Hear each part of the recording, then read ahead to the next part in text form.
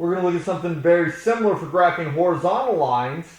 Again, to establish the difference between what are my axis and what are my horizontal and vertical lines, I'm going to put the bold arrows to end my horizontal line.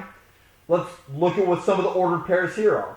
If I were to ask you what is this ordered pair, I know sometimes it's easy to forget, well, which one's a 0, which one's... Remember that 0 left to right, run before you jump. Up, whatever you want to call it, I don't care what you want to call that number, 0, 3. This ordered pair is 0, 3. Look at this ordered pair. I come over 2, I go up 3. And again, it wouldn't matter what you call those numbers. I come over 5, I go up 3. I come back 4, and I go up 3. Again, make up whatever numbers you want. But notice what happens is what keeps this line horizontal is the fact that every single ordered pair goes up 3 units. Well, look at all those ordered pairs. They all have something in common. As xy ordered pairs, y equals 3.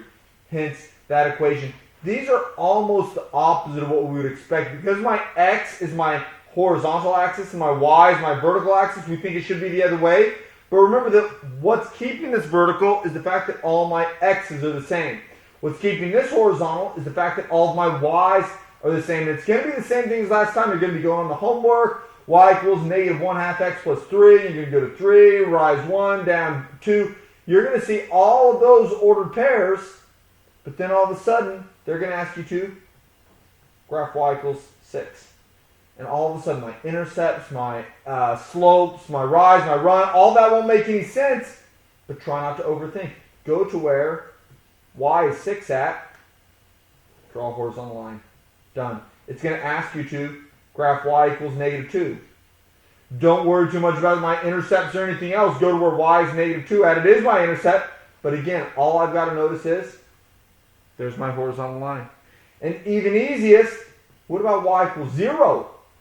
State my origin, draw a horizontal line, and sure enough, this is the graph of my x-axis.